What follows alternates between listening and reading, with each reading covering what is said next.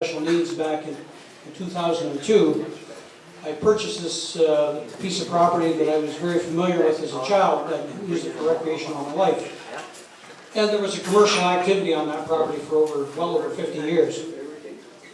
Well, so I started, I had to have corrective heart surgery, so I went and had the corrective heart surgery, and they put a piece of pork in my chest, and I went back to work for a couple of years, and I thought, I started the business in part-time, and I thought it was going to be, started to make some money, so I thought I was going to take a chance and retire early and come home. But then we had a neighbor move in from out of town, and they liked the view across my property and complained to the municipality, and the municipality didn't have a problem with it, so they complained to the Niagara Landowners Commission.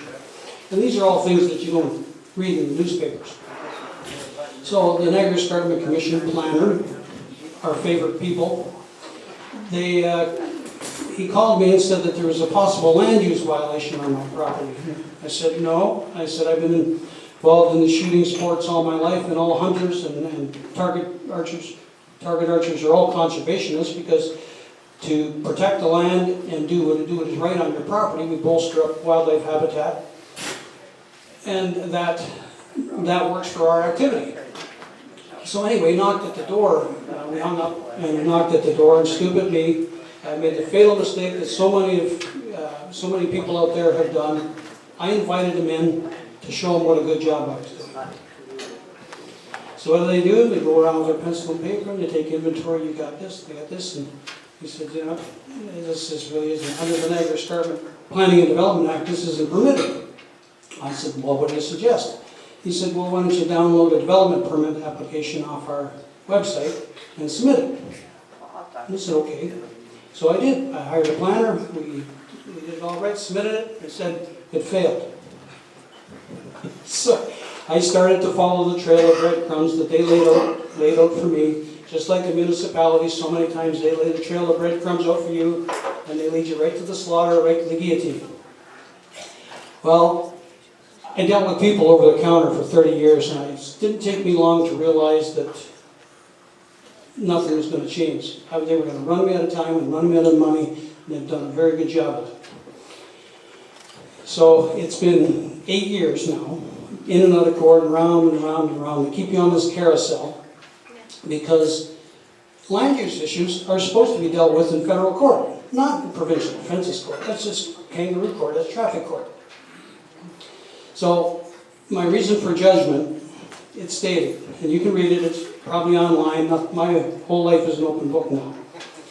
My fine was $8 million because the Niagara Escarpment Commission issued a development permit an order, because contrary to a development permit application. They issued an order, and I said, no, I'm not going to do that. So they didn't know what to do. So they had to convince the Ministry of Natural Resources to charge me. But prior to all that, I was in business partnerships with the Ministry of Natural Resources for Turkey Check Station. We did that 2 years. We ran the chronic wasting disease program, sampled the deer population for chronic wasting disease on my property. And I planted 3,300 native species trees with land care Niagara on my property. And then the Niagara Escarpment Commission is an arm's length agency of the Ministry of Natural Resources. The Ministry of Natural Resources was advertising for me, and the Niagara Escarpment Commission was trying to shut me down. The Ministry of Natural Resources, I was going to trial in St. Catharines, Provincial Offences Court. 3 weeks before I went to trial, the Ministry of Natural Resources called me again, the same office, and asked me if I would host that program again. The same office that charged me. So anyway, I'm just one hard-headed. I haven't done anything wrong. If you come up and see my place, it's like a park. And I'm going to tough it out. I'm going to ride this through. And right now, where we are now, like I said, the fine was $8 million. They fined me $15,000, and they said I wasn't the worst offender. And they said there has to be a fine, because the fine is a deterrent to stop people from opening businesses on the Niagara Escarpment, because the court has no authority to issue an order and force you to close. So I just said, what are we doing here? So anyway, that's when we started the appeal process. Went to Niagara Escarpment, the hearing office, which is another finger on the same hand. We filed, went to Osgood Hall for, so they directed us to judicial review. So that's where we are now, judicial review of the Niagara Escarpment Commission in Hamilton. So I don't know when that's going to take place, but I have a suspicion once you, I hope everybody's taking notes, because I think once you bring this before your municipalities and any agencies that you're dealing with, I think some of these issues are just going to disappear. Anyway.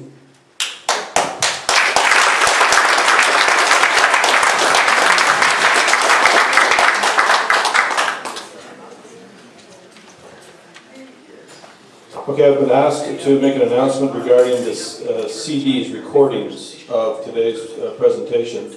If you'd like to go to the back of the room, there's some paperwork there you can fill out to get copies of the CDs that are going to be created from this, because there's lots of information. If you can't write fast enough, you get writer's cramp, then you can go back and review on the CDs. I'd like to go back a little bit to the beginning when I was speaking, and I want to again take another poll here and see how many people, after all the discussion, believe that the sun revolves around the earth. That if you sail too far out, that you'll fall over the edge of the earth. All right, you're making progress. Now, how many people here believe that maybe, just maybe, you don't need all the permits from the local municipalities and conservation authorities that you've been believing that you've... all right, we're making progress. Read that legislation yourself. There'll be more hands going up. Crown Land Patent Grants, get them. Ministry of Natural Resources, Peterborough, Archives Division. Nope, it's changed. Also, York University, the Archives for Ontario. You can also obtain them there, and it might be quicker. New information. Also to the surveyor's notes, the original surveyor that surveyed the property back in the 1800s, the certified copy of the survey itself, and make sure that you get your deed all the way back to the very first person that owned the property, not the 40-year marketable search. Yeah, I'll cover that. We'll get into that a bit later. Yeah.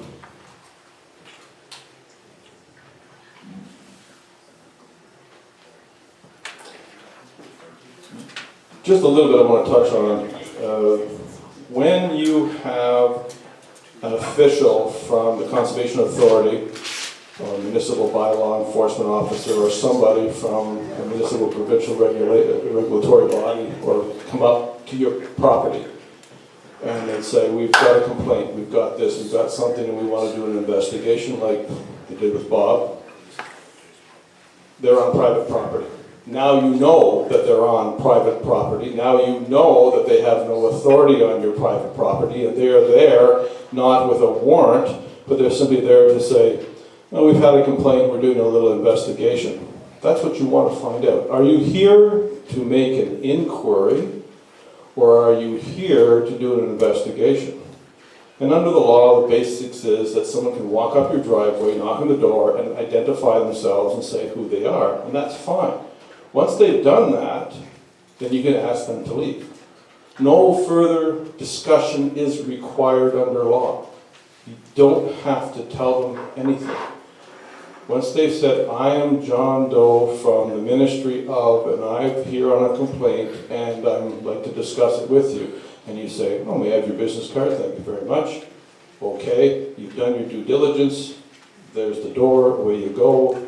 Don't let the gate hit you on the way out. And that's it. Do not get into a discussion. You're not required to. And anything that you say is before a person who is a position of power, of authority. Don't do it. Let them go through the paperwork if they need to.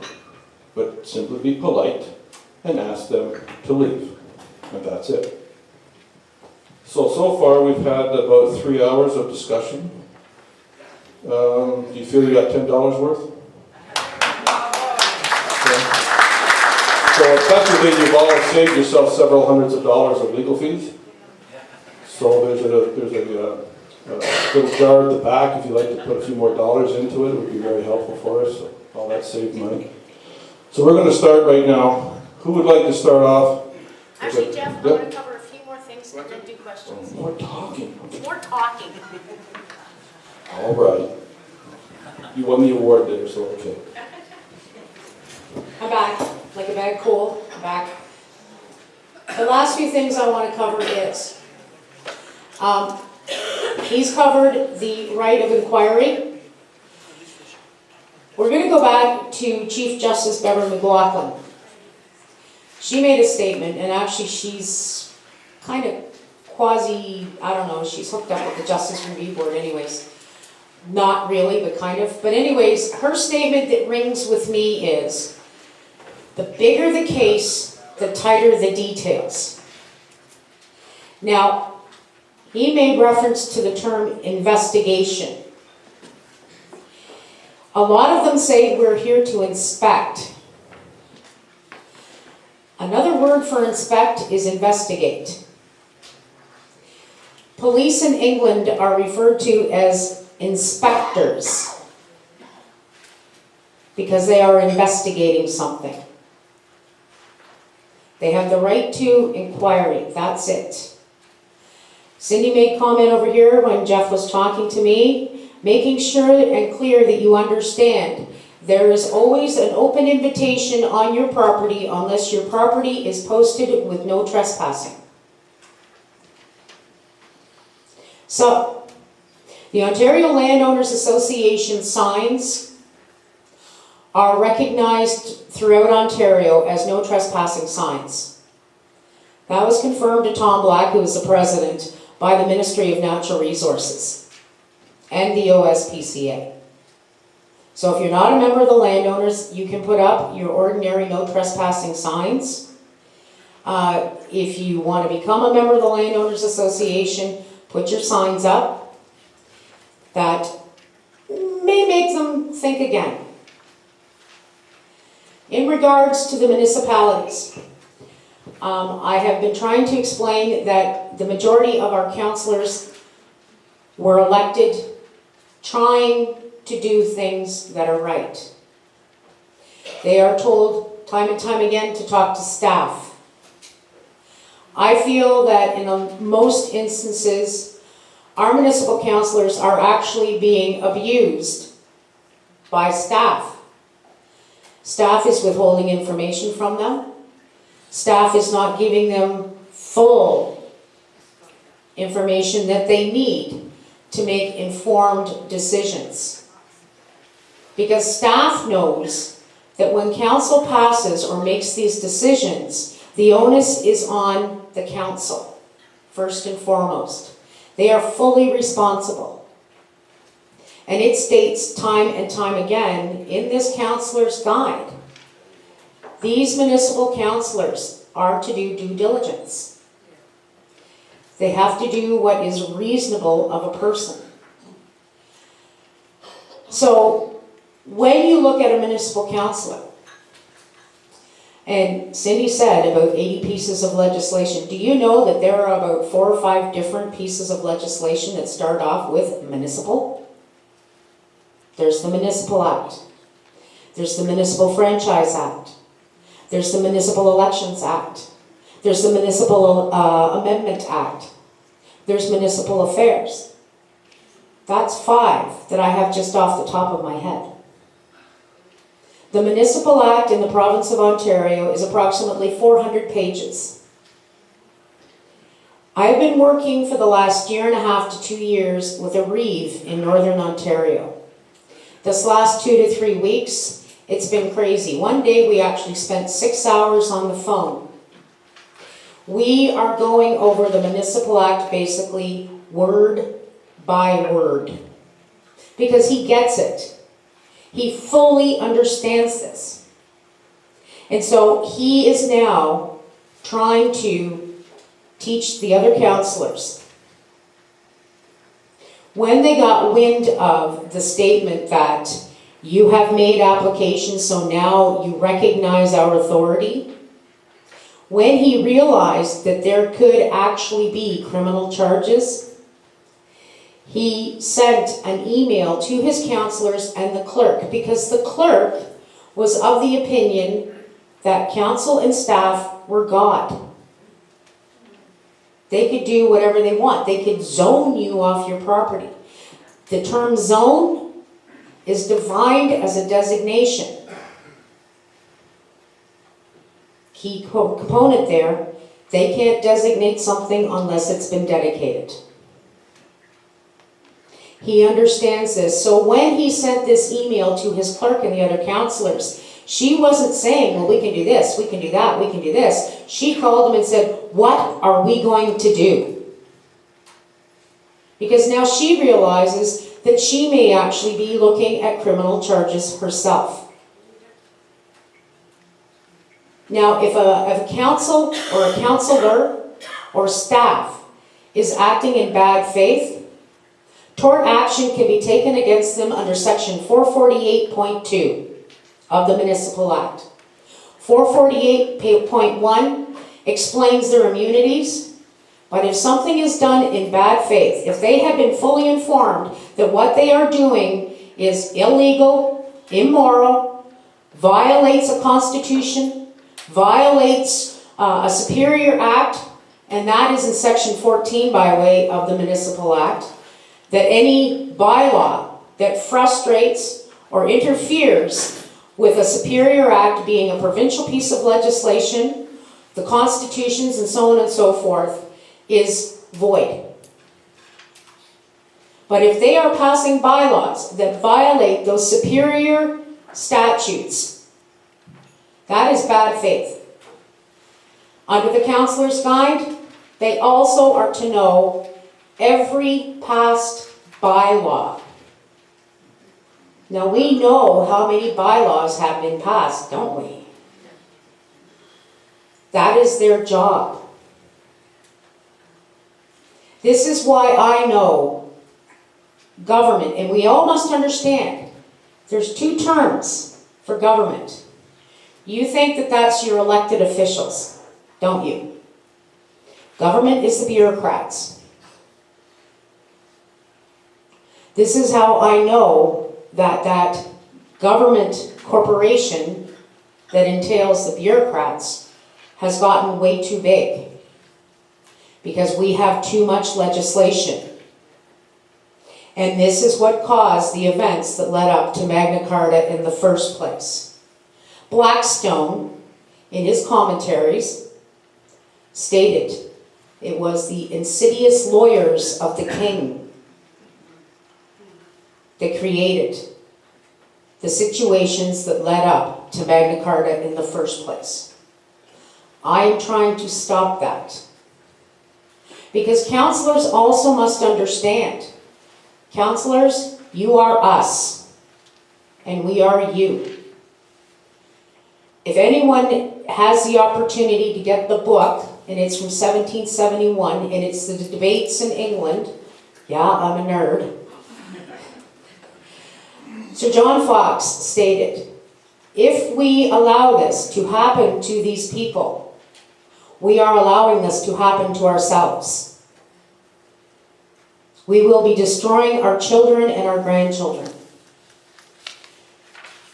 And that was during the debates on the Nullum Tempest Act of 1769, which limits the Crown prerogative to 60 years once the land has been alienated or the estate has been alienated. The domain has been alienated from the Crown.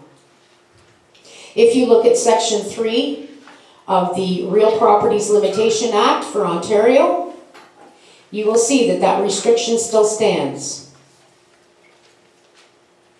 So any agent on behalf of the Crown or the Crown itself after 60 years has no right, title, or interest in or to your private property. This is why you must get your letters patent. You must do complete title searches. If you think when you purchased your property, they did a complete title search, you are mistaken. You do not have clear title, you do not have full title, you have what is referred to as marketable title only. My brother had hydro lines put across his property in 1929. That does not show up. That easement did not show up because he purchased his property in 1985. If you do not have full title searches done, you do not know what you own or what has been registered against your title. Lawyers do not have to do full title searches. If you do not have your deeds, and if your lawyer refuses to do a deed for you, you have absolutely zero property rights. Get a lawyer that will do deeds. I've heard it before. Lawyers are starting to refuse to give you your deeds. I've had a discussion with Terry Green about this, and a lawyer should not be refusing to give you your deed. Get the original surveys and the surveyor's notes, because that's how I know there's a floodplain reserved in a letters patent. These things you need. They used to, when my mother passed away, I got a lot of actually her grandfather's documents. I have every deed up to when my grandmother had to sell the farm. I have all of the indentures from the widow whose husband originally owned the farm in the first place. And when he died, she had to create what was called an indenture, and it was a grant to her son for his sole use and benefit only. And that term, sole use and benefit only, should be ringing through your ears and burned in your brain, because Section 23 of the British North America Act states, to be a senator in this country, you have to own property for your sole use and benefit only. That's very important. Anyways, find out who are your good counselors, who are not your good counselors.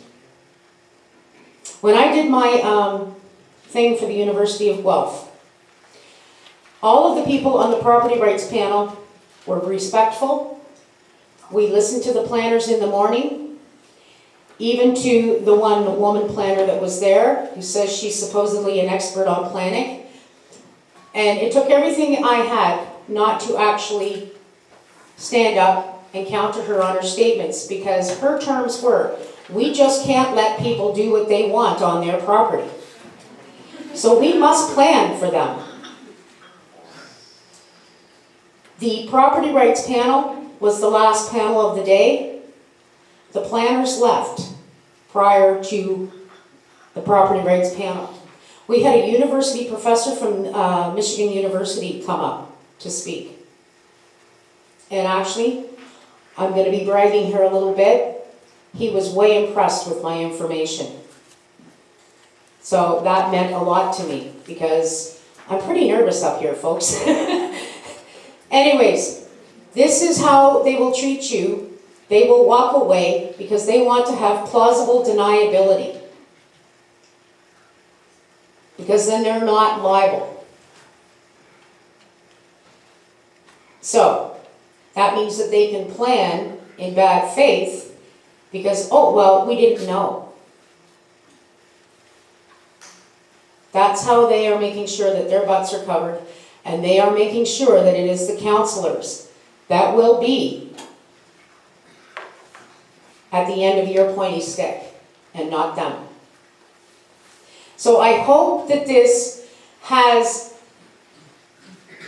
explained a few things. I hope that, you know, when you're looking at your counselors, and they all think it's you and them. They really do. They are convinced by staff, you are the thems, and they are the us. They are the ones that create the barrier between you and your council members.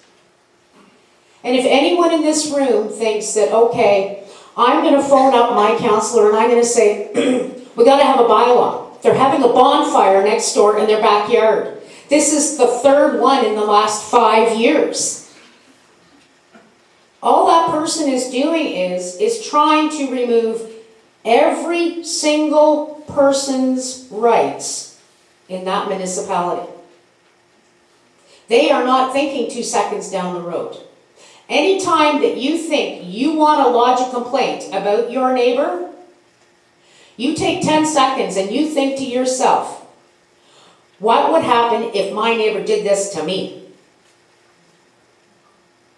What if my neighbor phoned bylaw and I had to go through the stress of dealing with all of this? Is it so bad that they are having their 50th anniversary party in their backyard and it's going to be one night? Should I actually pick up that phone and call and say, we need a bylaw because they actually had an anniversary party in their backyard? Think about what you are doing to yourself when you pick up that phone, because it's not just your neighbor that you're trying to restrain. You're restraining yourself and your rights. And when you do that, for every right that you talk government into removing from you, that's 10 rights that you are removing from your children. That's 100 rights from your grandchildren. And I'm going to tell you, this is my last statement. I just finished reading a report by a philosopher, a political philosopher, on society and where we should be headed. And it is based on what's called the Hegelian philosophy, or the Hegelian dialectic. And in this document it says, you should drink water and not pop. You should all wear exactly the same clothing, albeit climate applicable. That is the type of reports that government is receiving on how to govern Ontario and this nation. If you are not attending council meetings, and I don't care how snarky they are with you, if you are not pounding on the doors of your MPPs and your MPs demanding that they recognize your rights, your inalienable, absolute rights, according to Blackstone and Sir Edward Cook, then you are the reason that we have a failed society today. Because I don't ask permission to do anything on my property, because it is my property. Thank you.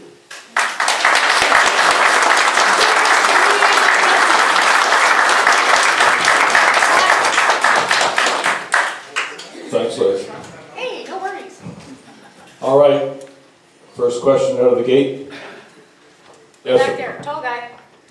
My name is Dave. I'm asking a question with regards to probably happening all across Ontario, wind turbines.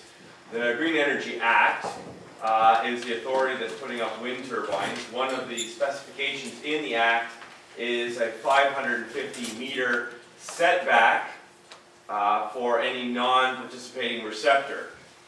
So the hosts have signed leases, they've gone down, they made that deal with the devil, so to speak. And then that 550 meters is set to the center of the home of a non-participating receptor. My question to you, if they transgress the property line, they have expropriated land without compensation. Would I be correct in assuming that? If they've crossed the boundary, my property is the full boundary, and if they've transgressed 550 meters, we have a case for compensation if we decide to go down that road or not, and just say, no, you can't put up a turbine there. What do you think? Okay. I stand when I do this because I think better when I stand. Okay. So do I. No. That's why you're tall. Okay. In regards to the Green Energy Act, the Green Energy Act is completely and absolutely unconstitutional.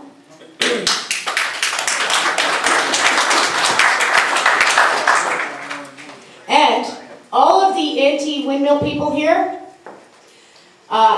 Contact the anti-windmill people in Clearview Township. Okay? There has already been a lawsuit. And according to the judge has stated that until the permits are issued and the first cement truck starts pulling in the driveway, you really can't do anything. But once that has happened, every neighbor can get together and launch what's called a mass tort. And you can sue the private property owner. And that means you can take everything he owns. Remember that. Because the wind turbines are actually, as you stated, an expropriation of the neighbor's rights. Municipalities do not have control over private property. We've already established that today. The municipalities really and truly have no involvement in regards to the wind turbines, except if those wind turbines are going to harm kids at school, then the municipalities do have the right to step in. If they are going to be infringing on hospitals, they do have the right to step in. So, anti-wind people, contact the anti-wind people in Clearview Township, because once the first tort is successful in this province, and they will need financial assistance, because it's going to be a huge court case. Because I just look at it this way, I did some digging, actually, because of Samsung being so involved with the wind turbines. Samsung is not just involved with the wind turbines. Samsung, according to the Auditor General's report, there was a contractor for the gas-fired plants. And that contractor actually subcontracted out to Samsung. Yeah. So, talk about your political finagling. Because we all must go back to the fact that the provincial government entered into a $7 billion deal with Samsung to begin with. I have sent that information off. I don't know if anyone really knows that. But the other thing too is you can also look into the Green Energy Act itself.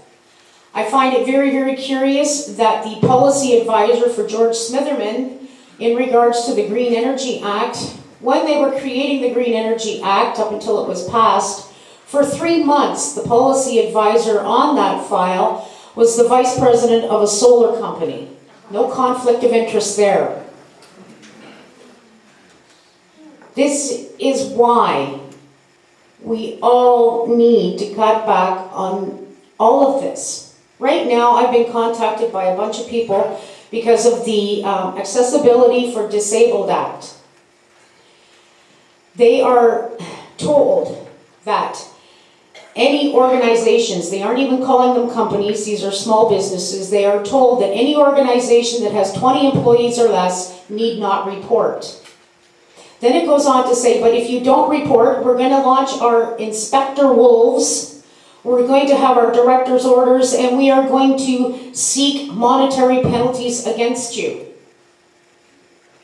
They have supposedly received the business numbers, registration numbers of these small businesses from Revenue Canada. There is no citing of any specific sections of the legislation in this letter. This, as far as I'm concerned, is intimidation. It's threatening. And because now I've read the act, is not found in the legislation.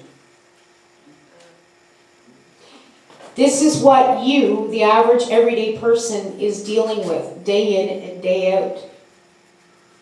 And it's only going to continue worse until you all start saying no.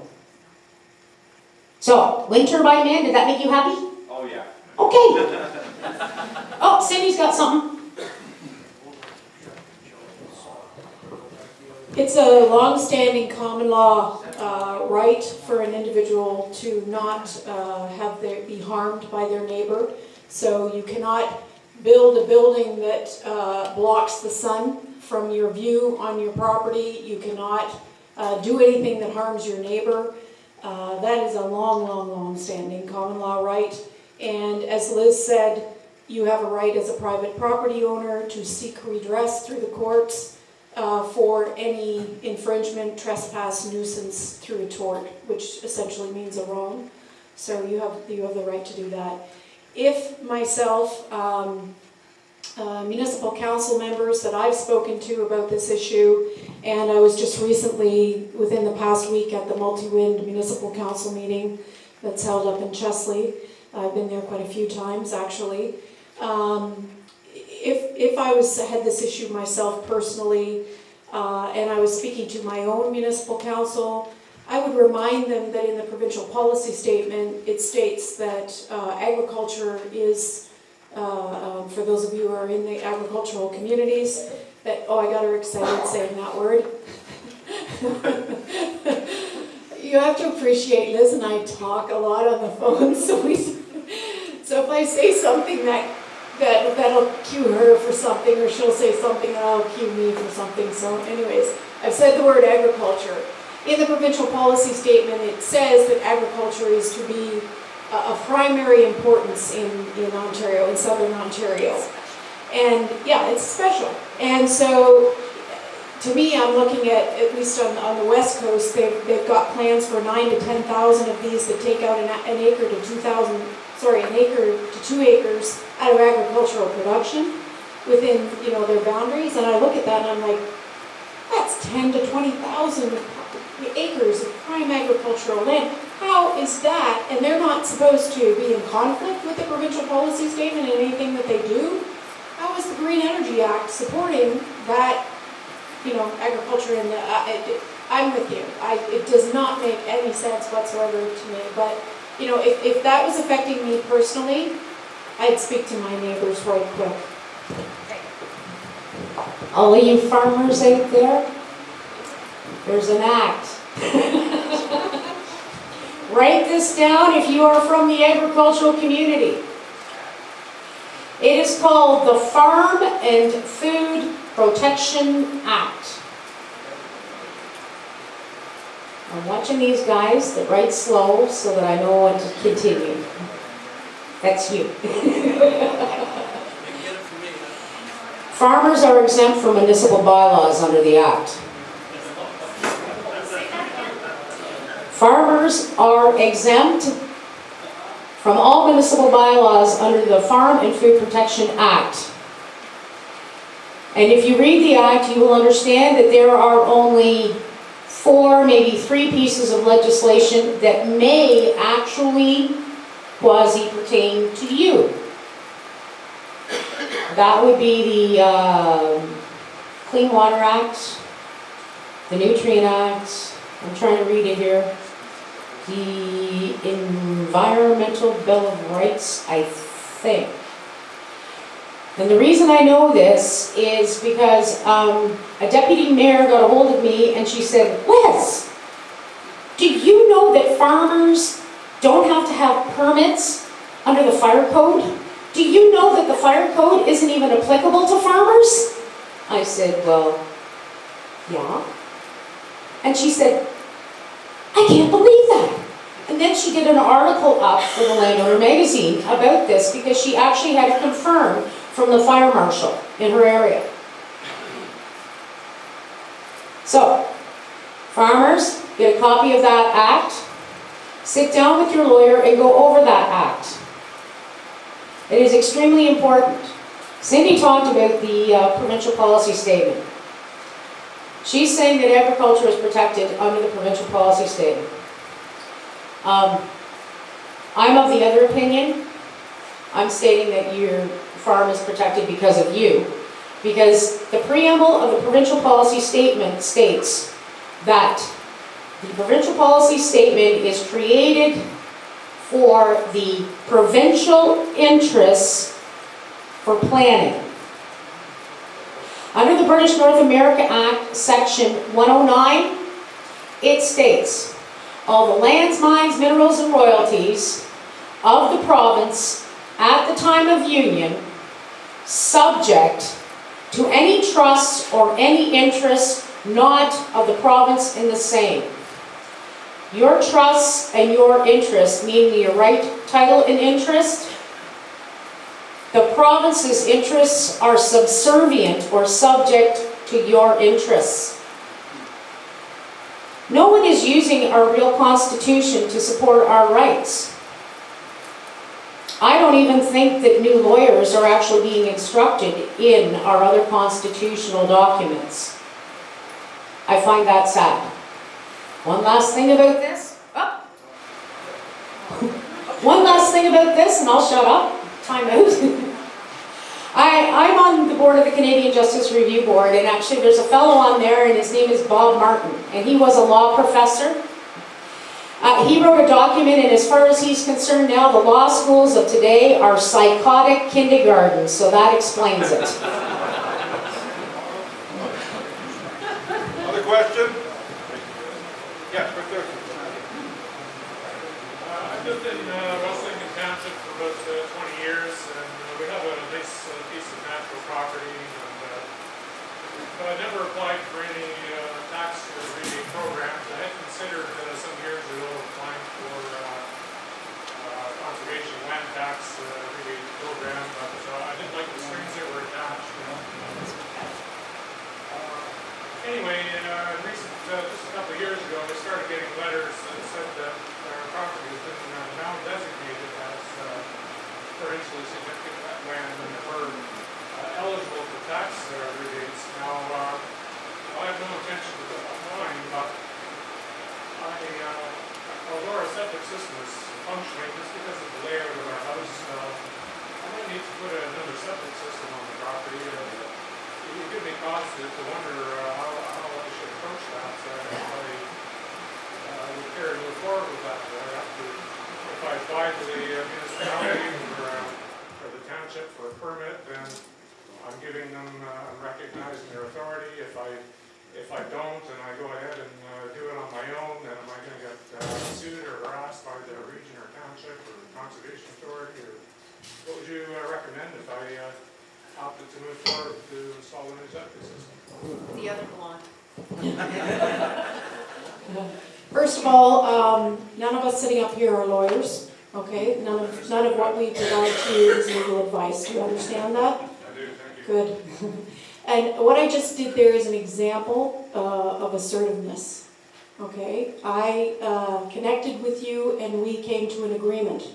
So you asked and I'm providing, but I gave you the terms of that. And that's something that we need to put into practice every day as property and landowners when we're dealing with others, okay? There has to be an understanding. There has to be an element of communication and understanding. So the first thing that I heard you say is that they're looking at designating for environmentally sensitive.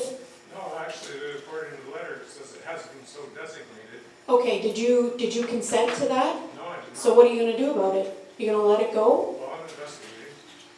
But let's, I'm making inquiries, my understanding from do you agree to it? years ago. Do you agree to it? No, I don't. It is a special property. So if you do not agree to it, Yeah. what are you going to do about it? Well, according to law, my understanding is if I had been applied, it would be necessary to evaluate the property for special features, and to my knowledge, unless somebody's been trespassing, it hasn't been so evaluated. Okay, so am I correct in hearing you say that you don't agree to it? I don't agree to it. So what do you, as a private property owner who has the sole title, rights and benefits of the use of your property, someone else has come and said that they're designating your property. Do you agree with that? I don't. No? So your next step would be what? If you don't agree with something, what are you going to do? Just like what I did with you in the beginning, and I said to you, no one up here is a lawyer, this is not legal advice, do you understand? You said, yes, I understood. Yes, I was So- asking for your knowledgeable opinion as another individual. Absolutely. So one of the things that I find that landowners don't do on a regular basis is assert their right, title, and interest. So that means doing the difficult things, which means objecting. Which means objecting in writing, objecting verbally in a public format, making known their rights. Because if you don't defend your rights, you lose them. So you, sir, as a good and lawful title holder to property, you have a right of benefit of use. You have a right to not be removed of that right without your consent. And as far as I'm hearing, you did not consent. You do not agree. Communication. And so in that communication comes the difficult part, which, of course, as a landowner is objecting. And lots of our landowner members, actually in official plans or zoning amendment changes, our landowner members actually object in writing. They send in formal objection letters to the municipality, or they will go to public speaking events, and they will make it well known and documented that they object. And so there, the next step is going to perhaps the Ontario Municipal Board or some other tribunal or even the courts to defend their rights. But again, if you do not stand and defend your right of property, no one else is going to do it. And anybody's got a right. Everybody's heard of squatters' rights, right? Adverse possession. Okay, if people have a right to take your property from you, if you don't defend it, you lose it. That's my comment. What I would tell you to do, get a registered letter, send it off to every member of your council, send it off to the conservation authorities, so on and so forth, the Minister of Natural Resources. Make sure it is registered. They have to sign for it, and you say, I do not recognize your authority to designate my private property as I have not dedicated it by grant in deed. I object.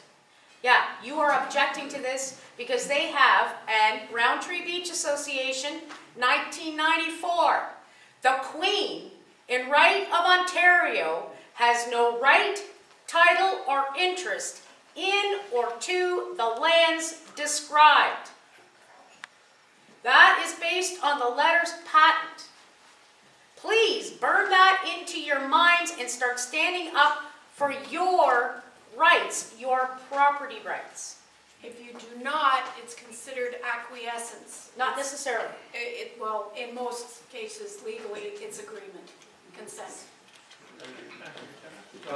Just so that the other part of your question was about septic systems? Yeah, Okay, the information gathering stage. Tom Black put his own in.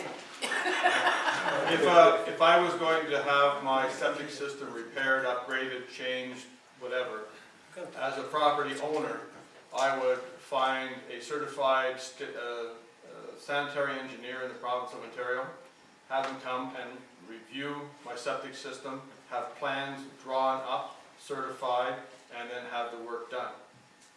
That's what I would do if I had to have my septic system on my private property modified, changed, repaired, whatever. Just hire a contractor. No, not a contractor, a sanitary engineer. No, but certified. He needs to put it in. Hire my own contractor. Oh, yes, that would be, and the contractor would be under the specific direction of the engineer. Okay. Thanks very much. We had, who was in the back there? Hi. I have a little different problem. The Oak Ridges Moraine, the legislation,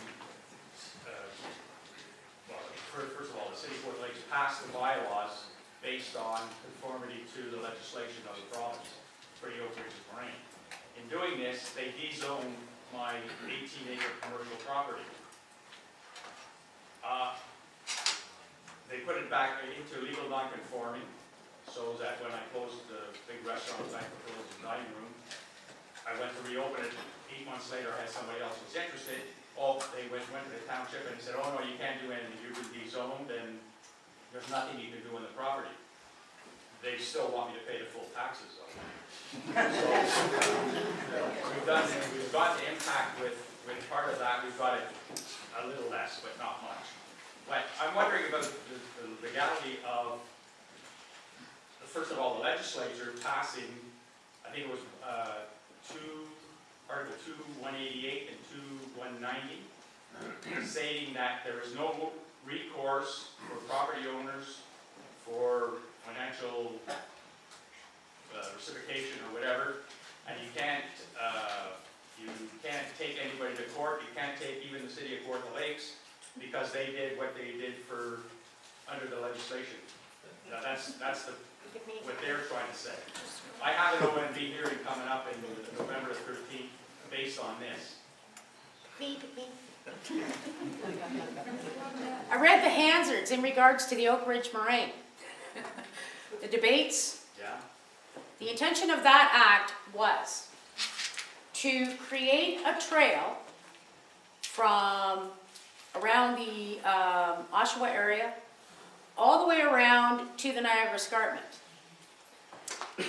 It was never ever meant to be on private property, and they would either have to enter into an agreement or they would have to have the private property owner enter into a covenant or an easement, and they would have to either give them the tax breaks, or if they were going to expropriate, they would have to pay full and fair compensation. Not only that, in these debates, one of the MPPs was quite upset that the environmentalists seemed to have all this money to protest when in fact they should be using that money to buy up the private property so that it wouldn't have to be expropriated to implement the Oak Ridge Moraine Act. This is the whole thing. The Greenbelt Act is only for public properties. No one is pushing back on this. This is the problem, because no one is reading the legislation. The lawyers are not reading the legislation. They can't. But the legislative, Dalton McGiddy and his boys, passed the legislation that you cannot get compensation. If they are saying in that regulation that you have absolutely no recourse, that is completely unconstitutional. You can take anybody to court. It doesn't matter what the legislation says. Okay, but what you see, the City of Kawartha Lakes Council, we petitioned them numerous times, my lawyers, myself, and planners and everybody, to exempt the property. And the intention was, early on, the Minister of Municipal Affairs guy was asked a question, and he said, oh, no, existing zoning and uses are going to be exempt. We thought that was what it was going to be. And then later on, 5 years later, when I went to do something different, oh no, you've been rezoned. You can't do nothing there. It's right in the Planning Act. Anything that's non-conforming must be acquired by the municipalities to be held. They haven't even notified us that they dezoned the property. That's right. That is not following proper procedure, and on top of that, a zoning is a designation, and they can't designate something unless it's been dedicated to them. To be perfectly honest, I would suggest you contact Terry Green's office in Ottawa. If everybody wants his number, get ready. You're going to be busy. Well, Cindy will give you hers after I'm done giving you Terry's. How's that?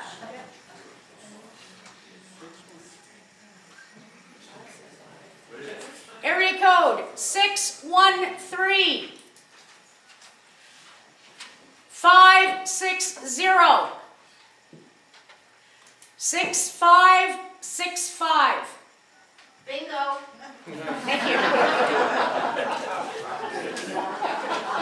The thing is, with the City of Kawartha Lakes, this is what they're planning. They're saying, no, the province has said that there's no liability, nobody can get to us. De Kaiser's Royal Hotel, 1920. Lord Paramore. Since Magna Carta, the estate of the subject in lands and buildings has been protected from the prerogative of the Crown. We have an Expropriations Act in this province. Antrim versus The Ministry of Transportation, 2013, it was not for land, it was for the use of. The Expropriations Act in this province covers injurious effect. Well, When it states there is no injurious effect and no compensation, that's because there has been an agreement entered into under the Conservation Land Act, and there is an easement or covenant. But until all of you understand the legislation and understand your rights, this is your frustration. This is why I'm directing you to Terry Green. Or, Cindy, what's your phone number? It's 1888. Yeah. Are we ready? Cindy's is, and I need glasses. Legal services. 1-888-735-5726. There you go. So if I could just address your question, sir. When you said that they didn't notify you for zoning, that's a procedural flaw, essentially, and that's a requirement. There's substantive law and procedural law. They have to follow process, and that's a cardinal requirement of law for zoning, is that you get notified. Well, Any property owner where they're changing the zoning, you have to be notified. Now, was it done under an official plan or an official plan amendment? Official plan, the City of Kawartha Lakes had to pass Yes. the legislative, the zoning bylaw and the OP to conform with the legislation. Yes. But they Yes. never notified us. But, right, and that is I've done a number of presentations on official plans. I lovingly call them a Trojan horse. Because what happens is they come out as a policy statement. So they're an ideal, a goal for your community. But what happens is within 3 years, the municipality has to amend all their zoning to come into compliance with what's in the county and municipal official plan. So then what happens is they just do a wholesale rezoning. But in terms of your legal representation, I mean, I would go back to my solicitors and I would say, in the Planning Act, in the Municipal Act, notice is a requirement of change of zoning. Well, if I have to change, if I apply to change zoning anywhere, I have to notify people. You have to notify everybody who's around you. And they have an opportunity to object, don't they? They have an opportunity to go and object to what you're doing, and if they don't like the result that they get from the council, they can take you to the OMB. They can also take you to court. So I have a huge issue when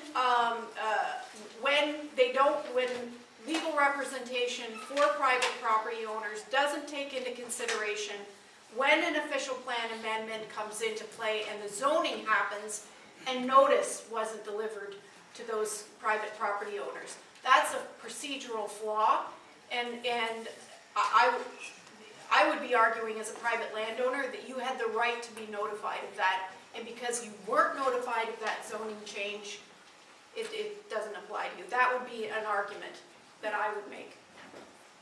The thing is, the city is going under they figure that the province is going to protect them. Yeah. What I'm thinking, or what I'm pushing is, they didn't do their due diligence when they were looking at everything on this. Because normally you would have exempted the property. It's in the Oak Ridges Range, but it's on the corner of a highway, a major highway, and a county road, high and dry. Right. You know, so they, as far as I'm concerned, the council didn't do their due diligence. The province, I don't think, should be supporting them. I don't think they will. Yeah, yeah, exactly.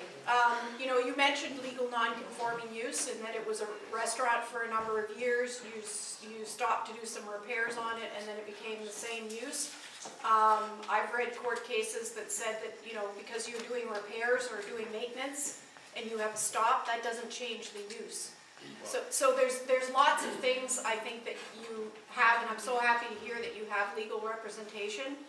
I would suggest you take this information back to your legal counsel and say, hey, you know, what about this? That official plan, the zoning, I didn't get notice. If they say that, it doesn't specifically say in the Planning Act that you're to have notice on zoning changes, I would say if it was my solicitor, I would say it doesn't say that I'm not supposed to. And as a matter of fact, there's lots of qualifications in the laws in zoning, as well as in, the municipal act. Even look at the Judicial Act, for crying out loud. Notice galore, notice. That's part of our legal system. We have to have informed knowledge in order to be able to make a decision. And you, sir, it doesn't sound like you got that information, so. No. And the question, Ms. Marshall, you were talking about the councillors passing bylaws and things like this. They passed the bylaw for the official plan. That's what we're protesting and the zoning and everything.